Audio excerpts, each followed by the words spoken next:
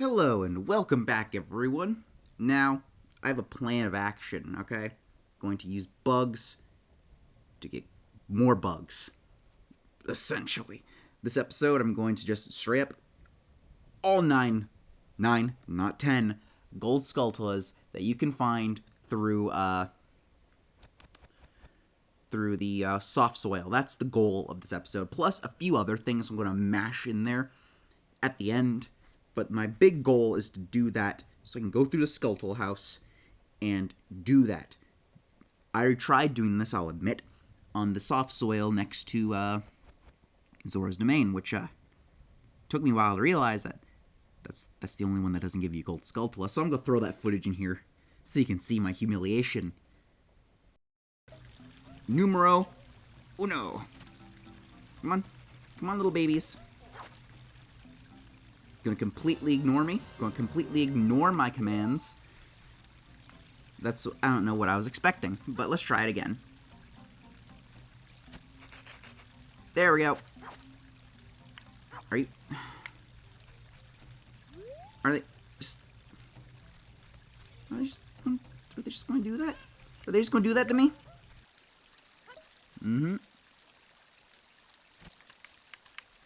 They're just... Why are they just ignoring it? What's wrong with me? What am I doing wrong? It's like, what am I doing wrong? Explain!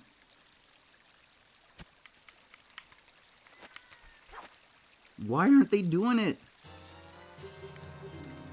Okay, I'm going to have to Google this shit. Alright, wasn't that hilarious? Now, let's give this a shot, buckaroos. If you're wondering I don't have enough sticks to do this, don't worry, it's part of the plan. Okay, no. Gotcha. Get over here. Whew. Okay. There we go. Alright, now let's wait. There we go. There's the number one.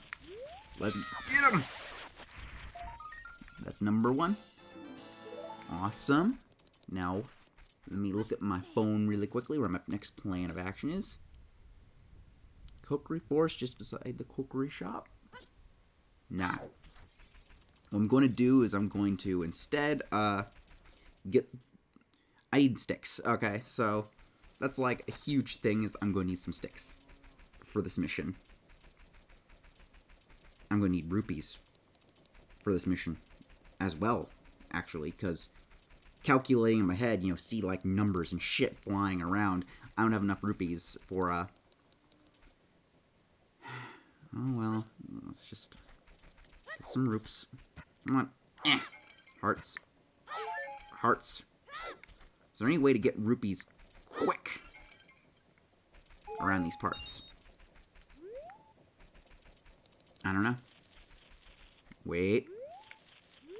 I hears ya. You thought you could hide from me. I forgot about you. Let's see if I can... Nope. Let's see. I just want to see if I can do this, okay? I want to see. That's so hit him. That's so friggin' hit him.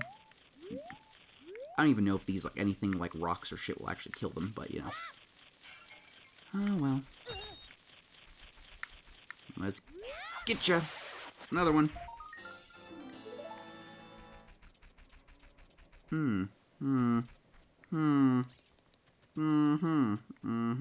Yes. I like where this is going. I honestly like this plan of action I've got going on. It's interesting. I'm hopeful. I am genuinely hopeful. Genuinely hopeful. That's the thing, it's just like... hope in this playthrough of mine is not, like, the biggest thing for me right now. Because it's just like, oh, whatever, it's probably gonna be bullshit. Get over here. That's the thing, is like, no matter what I do, it's probably gonna be shit. But this is the last episode I'm recording of this playthrough this day, so, let's just try to accomplish something. There we go, that's my 10th gold Skulltula with, in this run through so far. So, let's, frig off. I don't have any means to defend myself. I'm just trying to get some rupees. Go away. I don't want to deal with you. Algorithm. I understand there's like an algorithm, advanced algorithm in this game that gives you stuff based on as you need it. So, yeah, I guess since I was missing half a heart, the game's like, oh, you need hearts. And it's like, that's not what I need right now, game. I need money. I need the monies, the cash monies, the roops. You know? I'm not a rube, I need roops, not rubles. Rupees. So, I wish I had a means to throw, like, a bomb plant in this little thing down here. But that's, like, not gonna happen. That's not gonna fly currently. No, I don't need that. I just need... I know rupees will spawn right here for me. I know they will, so that's why I'm here. It's the only reason I'm over here, and I'm wasting freaking time. Stick! Even better. Even better. So it's... Roops. Nice. Stick. Yeah. So at least I am getting sticks. That's at least, something. But I have varying degrees of motivation. So let's grab me some sticks here. I know this shop sells 6 because I bought some. So gimme. Gimme. Gimme. Gimme. Here we go. I have 6 sticks. 1 more, and I'll have enough. And, wait a minute. I know this jar right here, this little friend of mine, gives a stick. Huh? Huh? I know what I'm doing. It's almost as if this is all planned. It's not planned at all. That was just a nice coincidence. Now it might seem like I'm running around like an idiot. I'm just going to go down the list of, like, where these patches are in the guide because, like, yeah, just, you know how it is. Now, it says if I can time a backflip and get that shit, but I doubt it. I doubt I could. I doubt I'm fabulous enough to do that. Oh, there's a bomb flower here. Let's see if I can. Let's see if I can do this. Hey, bomb flower, don't fuck with me. Don't fuck with me. Yeah.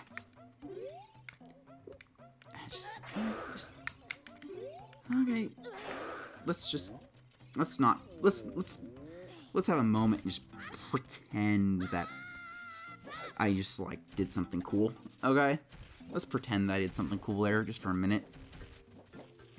But yeah, the thing is, even if I don't get anything directly, these gold Skulltulas are going to provide me something. But now I have 10, so let's go to the Skulltula house and get my instant gratification. And let's hope it's good. Even though my hope is very low right now. Very low on the hope meter. Like, we're talking Final Fantasy 13 hope meter, you know? That's how low we're talking. So, gimme.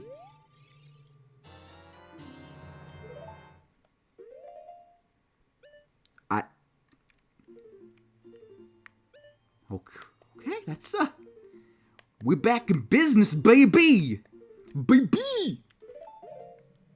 That was really annoying. If I ever talk like a douchebag like that again, please put a gun to the back of my head and execute me. But, we're back in business. That means I can maybe get the slingshot. And for sure get the Megaton Hammer. And the Megaton Hammer opens up new shit for me. That is like... You know that feeling where you're filled with relief? I feel that relief right now. I feel like I accomplished something. Oh my god, it's so... What's funny is that's the normal Skulltula reward. That's just the normal Skulltula reward for that level. Why are things like... that hurt. That really hurt. Oh god. I was like riding a high there for a second. And that hurt. See, that's the thing. Anyone watching who doesn't know, who hasn't seen the previous episodes, I'm using a really terrible, like, $15 Logitech controller. It's not... I don't understand how... And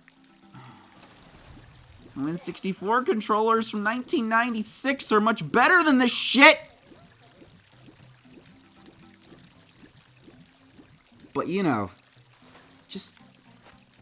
let's not ruin my mood. This episode's gonna go long, probably, because I'm just, like, gonna be dicking around a little bit.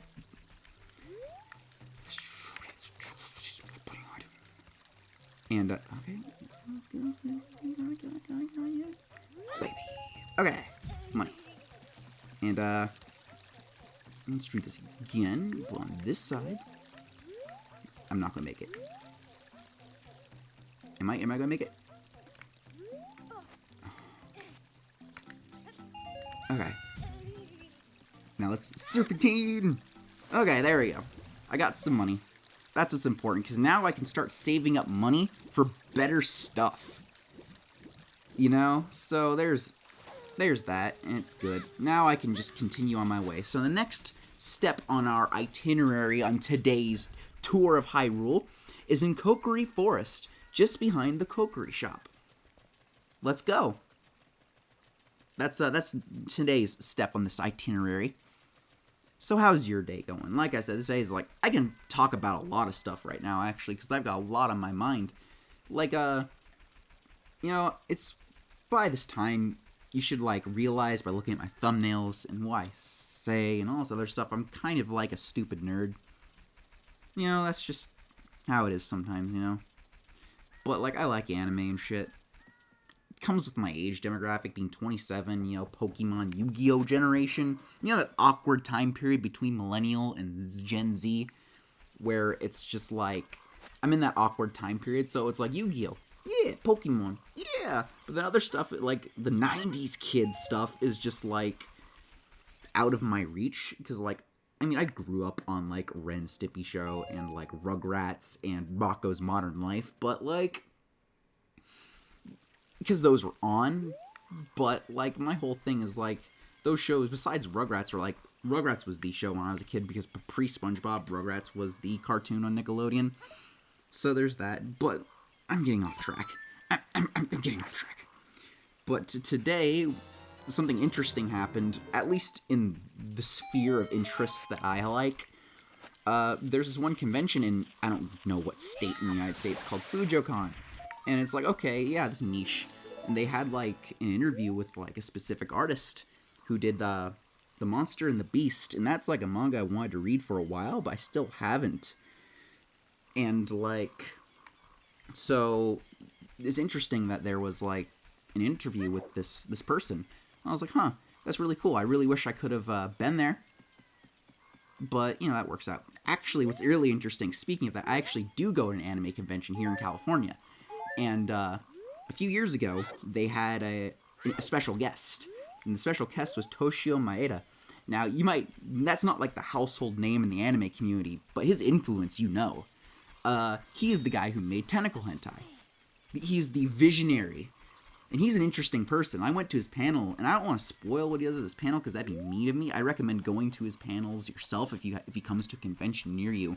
They're really interesting, but he's, like, a really cool person, because it was my first time at an anime convention, and I, like, go to his booth, and I buy a signed poster of Legend of the Overfiend, which is, like, a work of his that's really popular everywhere. Like, I think Blue Girl of his is, like, more popular, but, like, Legend of the Overfiend is cool. So I have that signed poster somewhere. I think I lost it in the move, which is really sad, because I really like it. But that's not where I'm getting at. What I'm getting at is, like, his wife was there, and, you know, English ain't either their strong suit, which is fine. I don't particularly care, but I accidentally left my little bag of goodies at his little booth while I was buying that, and his wife actually hunted me down to give it back to me, and I was just like, wow, you two are just, like, great people. I mean, it's just, like, the bag of goodies they give you, like, a pamphlet and other shit, so it's not like I had anything valuable in it, but the fact that, you know, she, like, hunted me down for, like, a few minutes and gave it to me, it was, like, 5 to 10 minutes later, so it wasn't, like, a giant amount of time went by, but that little act of kindness was just, like,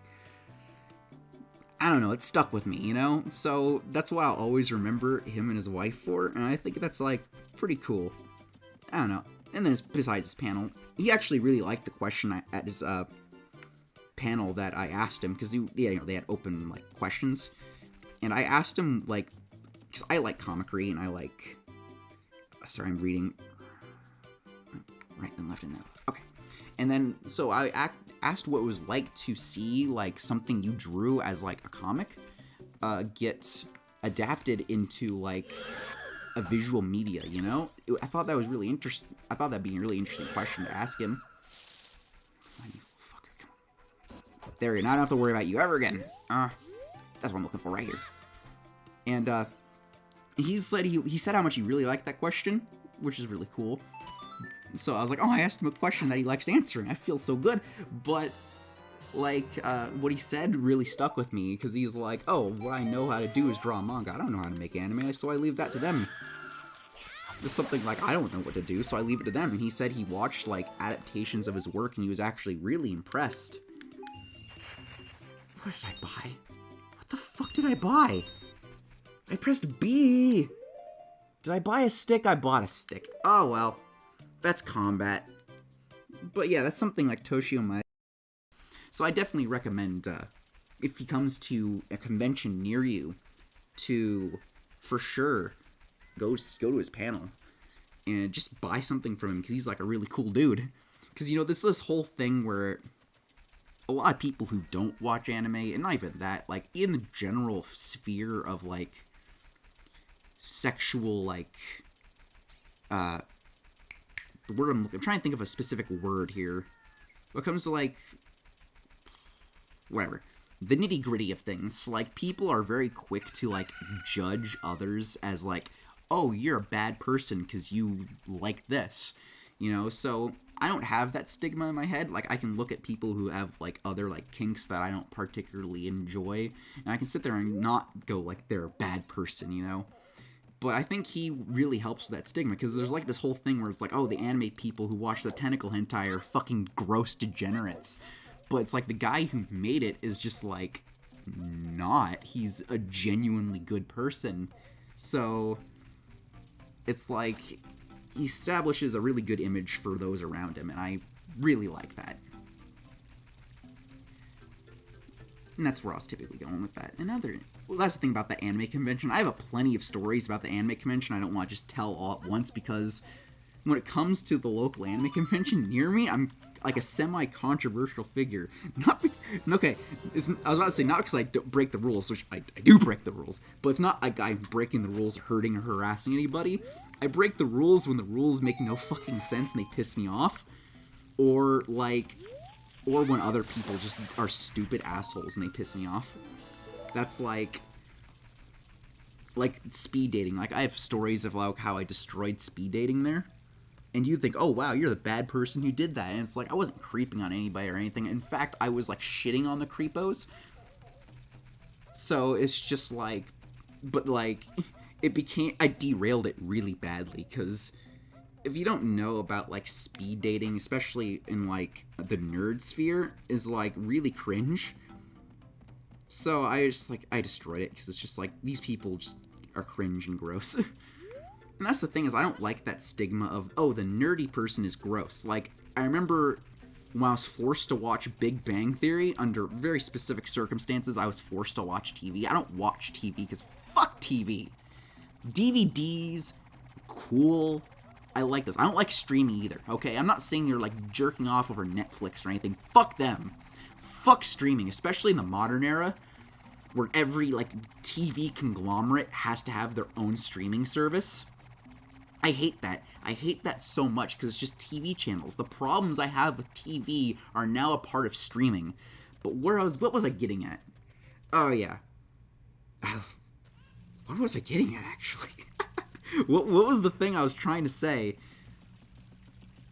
Oh, yeah, I was watching Big Bang Theory. And, like, the whole thing, excuse me for a second, I got, okay, Garuma, go down the peace line. River, okay, yeah, I know where that is. And, basically, I was forced to watch Big Bang Theory under extreme circumstances. And there was, like, one joke where, like, the girlfriends, the main characters, they go into a comic shop to, like, get something for them, because, you know, they're not nerds, guys. And it's like, you see in the shop, once they enter, all the guys are like, girls are here. That's, like, I hate that. I fucking hate that, because if you've ever been in a comic shop in your fucking life, like, that's not how it goes, you know? But, like, these TV people, like, go on the stereotype. And I remember somebody equivalated, like, The Big Bang Theory to like minstrel show blackface for nerds, and it's like I felt that might have been a little extreme, but it kind of is like that, and it's really weird that it's like, since nerds aren't like a protected class, it's just like, oh, we can publicly mock and humiliate them based on stereotypes. It's really weird. But also we exist in like a weird world where like comic book superhero movies are like mainstream and shit, and I realized, it took me a while to like, oh my god, okay, I'll just do this the old-fashioned way. And I know why that is now. At first I didn't understand why. I thought like culture was changing and life was getting better, but no.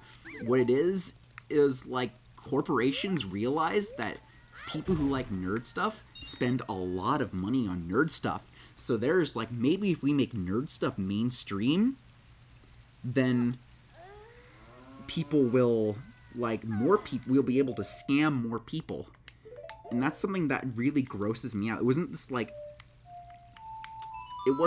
grassroots movement where like people who were like bullied and like shoved into lockers and shit made the world a better place naturally.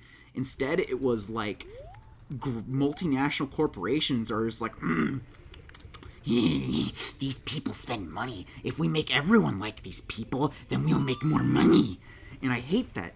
That's like the whole like mainstream like comic book movie shit. Like, that's why I hate like Marvel movies and shit. Like, the last superhero movie I watched that came out in recent memory was Aquaman. And I felt like Aquaman was pretty good, to be honest, but that's like outside the realm of Marvel's. That's like DC trying to catch up to Marvel, as opposed to like, there we go, as opposed to like, you know, just this. So it's like, I'm not even going to go into my problems with Disney as a whole, because I could write a thesis on why Disney is just a fucked up company and why we should not support them in any way, shape, or form. But I also like Disney cartoons, so modern Disney cartoons. Like Amphibia I watched a few episodes of, and I actually digged it. And I hear the Owl House is pretty good, and I should watch that too. And Amphibia ended recently, like I think a month ago or something? I don't know. Recently enough, and my friends who are into cartoons said it's really good. And you know, the first few episodes before a whole meta plot starts, I still liked, because in general, like, the whole modern cartoon storytelling is like, it's not like, it wasn't pioneered by cartoons in the early 2010s, but it was like popularized by shows like Adventure Time and shit. Adventure Time's really good. I really like Adventure Time. I own the whole show on DVD. I haven't seen it all yet. I'm in season 6, but, you know. Okay, that's all the Skulltulas. Beautiful. Now, how do I get out of here? Me too, Link. Me too. Now, my timer. See, I was trying to keep entertained for everybody. 17 gold Skulltulas. Nice. Now, if you think this episode is done, I figured I finished that much quicker than I thought I would, but now that we're done, I'm going to do a couple things. First off, Adult Link, or Adult Cancer, for the Desert Colossus and the Death Mountain Crater, because there's stuff that we can get. Also, Kokiri Woods, there's a gold Skulltula, and there's a gold Skulltula here as well, here at Desert Colossus. So, plan of action. So, I don't know if I had a brain fart, so I'm going to save just in case, so I don't make the same mistake I made last time. Okay, now that I edited out that little cross thing, but yeah, the whole, like, cartoons, having this meta plot go on in the background, while the main plot gets addressed every once in a while, and around then, episodes are generally episodic, but not really, because they expand upon the characters as well. It's very character-driven as opposed to narrative-driven. So, when it comes to that kind of, like, storytelling, it's really interesting, in general. And I really appreciate that storytelling more as, like, a grown-ass adult as opposed to a kid. Because as when I was younger, like, the thing that appealed to me was anime. And anime has the whole, like, straightforward storytelling for the most part. For the most part. And not, like, every, like, Western style cartoon has the whole that kind of storytelling too. So that's in general, like, it's radical generalizations, which is like trends. So a good example of the straightforward plot of a more Western style cartoon is one of my favorites. Personally, Oban Star Racers. It's really underrated. I don't hear a lot of people talk about it anymore, but when it was airing, I friggin' loved that show. And a part of me was just like, was it just because I was a kid and I liked it? But then I watched it a couple years ago with my ex and my friend, and we all agreed that this is like, the show is like pretty much a 10 out of 10. Not a 10 out of 10 and like, oh, it's flawless, all this stuff, but I'm talking about 10 out of 10 as like, damn it, my hubris. My bad.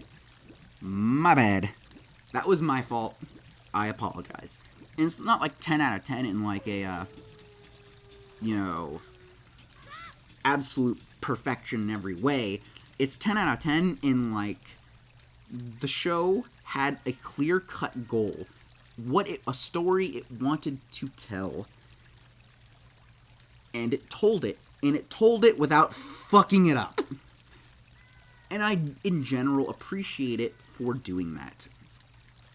So if you haven't seen that show, I, in general, highly recommend it. It's really good. And it's actually got kickstarted for a Blu-ray release, which I did not have money for to help the Kickstarter. I would have if I had the money for it at that given time. But the Blu-ray might release normally, and if it does, I'll definitely buy it. Because it is a genuinely good show, and I'm seeing it in HD. Because the only times you can watch it now, I think it might still be on YouTube. But it'll have like the Jetix logo and like Yin Yang Yo appear on the screen every once in a while. And it's not like the best rips because it comes directly from TV. Because I don't even think the show was fully released on DVD by Disney in the past. Because it was on Jetix, which is a Disney television block. So I think it was just generally preserved because people liked the show. Which I like, because I really like the show. It's really good. I can sit there and say how fantastic the show is all day, but a great example, I don't want to spoil it, but there's an episode called Silent Like Spirit. It's like the 11th, 10th, 11th, maybe 12th episode. I used to think it was the 8th episode for the longest time, but it wasn't. And the thing about that episode is, like, it's like, it does something really good that you don't see a lot of media do, which is, like, tell what it's trying to say without, like, it makes its point without telling you. It just shows you the emotions and the ideas it tries to articulate, which is just, like, really good. Because it subverts your expectations as well. And I usually, when it comes to media that subverts expectations, I think it's really fucking stupid. But, like, because in general, like, story writing is, like, has been refined for, like, thousands of years. Especially in the past 100 years, especially, has been really, really refined by people all across the globe, taking inspiration from each other, piecing things together. So there is a formula that works, and it generally does. And, subverting that, when deconstructing that, can be good, but it's really easy to fuck that up. Like, super easy. So it's, like, you have to be masterful at it. Like, if you want to talk about, like, deconstructions of media in general, deconstructive media I will highly recommend is the comic Watchmen. The movie is a decent adaptation, but it cuts out. The nature of Watchmen is it has, like, a lot of subplots going on, and the movie just can't address all the subplots. And so I don't think it's been a while since I've seen the movie, but I don't think it addresses any of the subplots. Which is, like, it's, like, good. If you're not going to address all of them, you might as well address none of them. So that's, like, something I can respect. But, why am I should teleport. What am I doing? I don't even have the songs memorized. What am I doing? So I recommend the comic. And I cannot recommend the TV show, like, at all. The TV show is made by people who just do not get it. And that's really sad. Because it's, like, the thing about modern media is just, like, I can't, like, get behind a lot of it, 20 seconds. Where is it? Where did it go? Hello? Hello? Oh, no. Oh, no. Okay, never mind.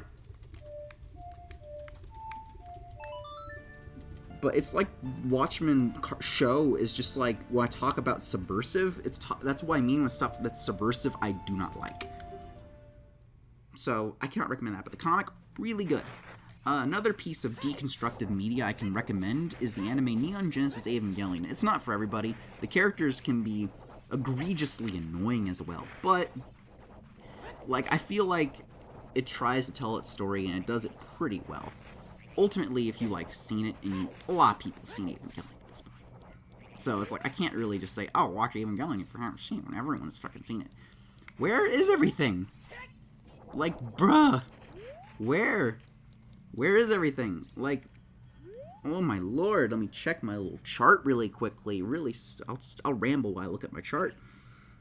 And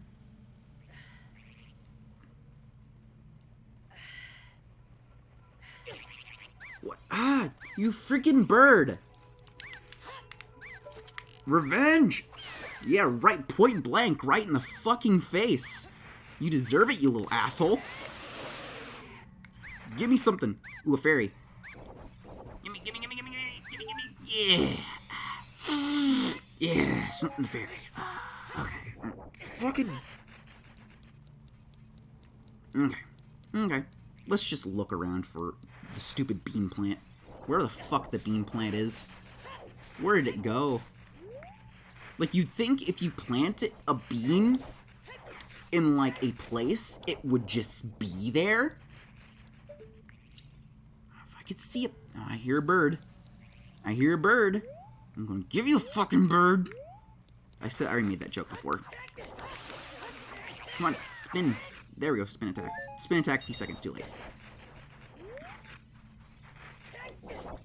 I didn't know you were over here. Give me some wisdom. They say that arbitrary code execution leads to the credit sequence.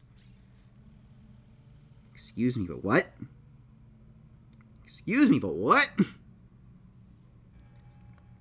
I don't know, man. Whatever.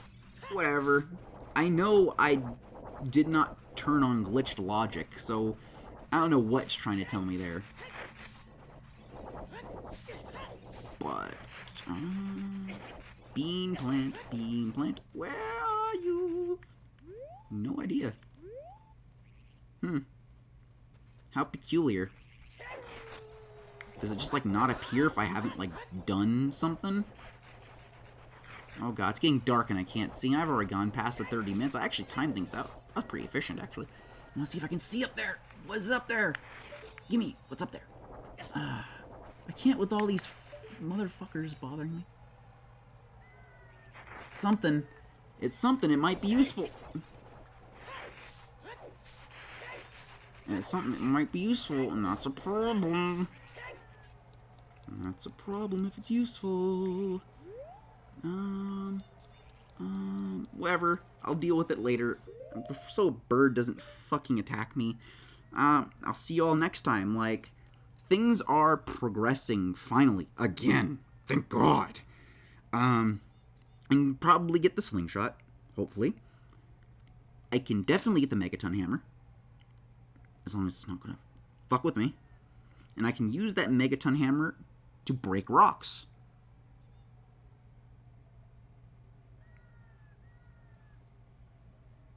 I realized where I went wrong, guys. I was too busy rambling about cartoons and shit. I didn't plant the beans.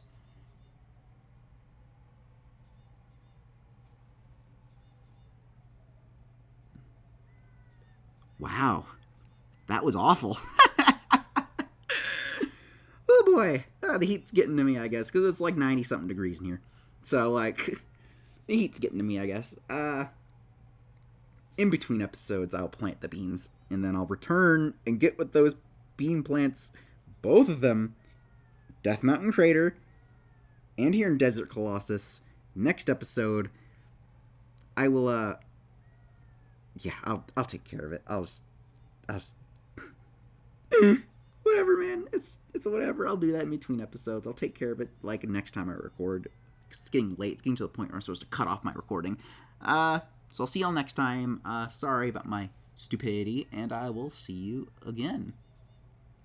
Actually, one last thing. I was getting close to actually giving up on this, so that the money bag actually helped me a lot, so I'm glad. I'm grateful. Bye-bye.